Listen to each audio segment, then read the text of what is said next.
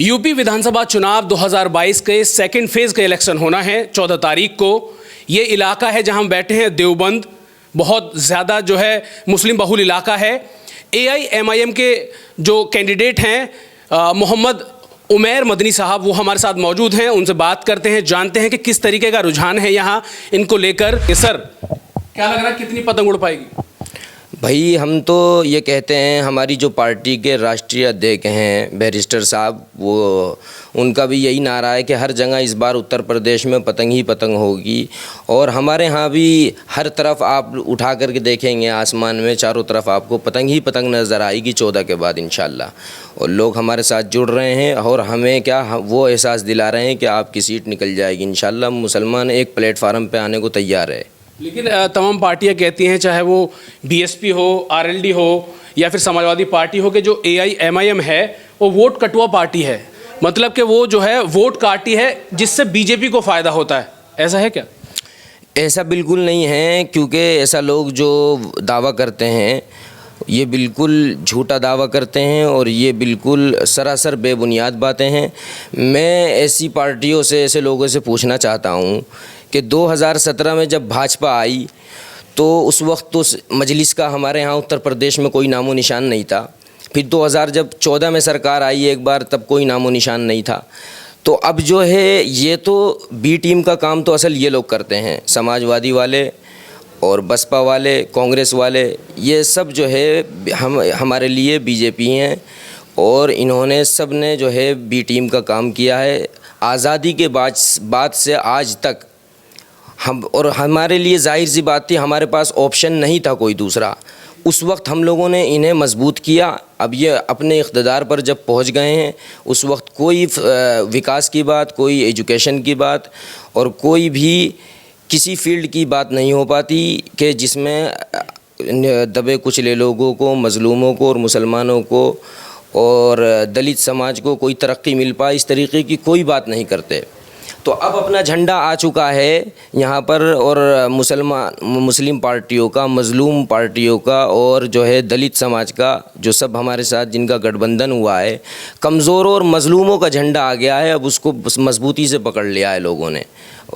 आज आपकी एक बड़ी सभा थी, असदुद्दीन ओवैसी भी वहाँ थे, और एक आप जो है बड़े ख़ानदान से ताल्लुक़ रखते हैं, अरशद मदनी साहब, महमूद मदनी साहब, उनमें से कोई आपके मंच पर नहीं साझा दिखाई दिया। क्या कोई नाराज़गी है? नहीं, कोई नाराज़गी ऐसी नहीं है, कोई ऐसी बात नहीं है। क्योंकि नाराज़गी होती तो आदमी जताता है नाराज़गी। कोई मीडिया में कोई नाराज़गी ऐसी नहीं है, कोई ऐसी बात नहीं है।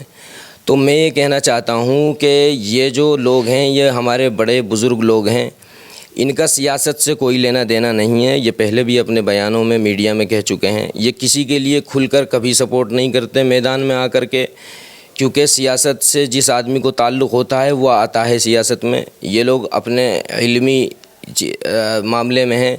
मौलाना अरशद मदनी साहब जो है इल्मी आदमी हैं, वो अपना इल्म को और अपने आप को और अपनी जमीयत को मजबूत करने में रहते हैं। वो किसी के लिए वर्करी नहीं करते ये लोग। लेकिन चूँकि आप उनके ख़ानदान के सदस्य हैं, तो कुछ तो अंदर खाने या कुछ ऐसा सपोर्ट तो होगा, कुछ सपोर्ट है? जी, अभी आपने एक वीडियो देखा होगा। देखिए, खुल के किसी के बारे में नहीं कोई कहता।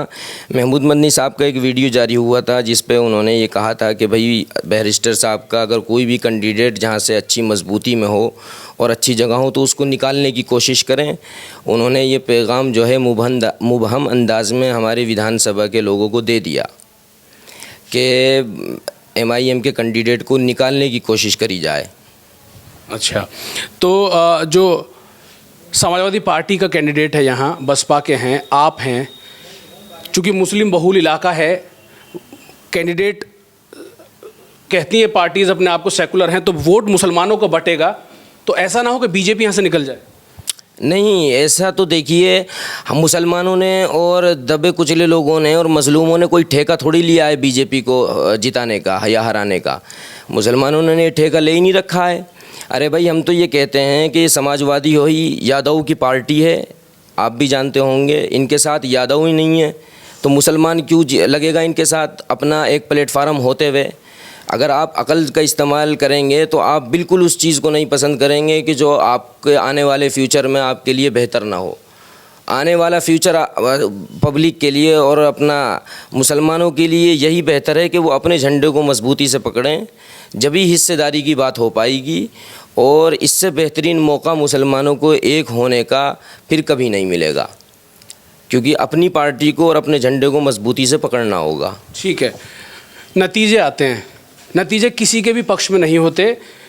चीज़ें ऐसी होती हैं कि फंस रही है, ना उनकी सरकार बन रही है ना उनकी सरकार बन रही है।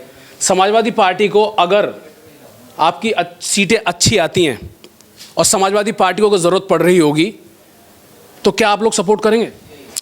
बिल्कुल, बैरिस्टर साहब ने हमारे ये ऐलान जारी किया था। सबसे पहले उत्तर प्रदेश में आते ही उन्होंने अखिलेश जी को जो है दावत दी आने की, तो वो इस बात को समझ नहीं पाए और जो है उन्होंने सारे जो ऑफ़र्स थे वो सब ठुकरा दिए। और जो है इसमें अगर हम इक़्तिदार में आते हैं, हमारी अगर 15-20 सीटें भी आती हैं तो फिर उनको हिस्सेदारी की बात करनी होगी हमसे, और अगर वो अलायंस उस टाइम करेंगे तो हमारे यहाँ वेलकम है, कोई ऐसी बात नहीं है।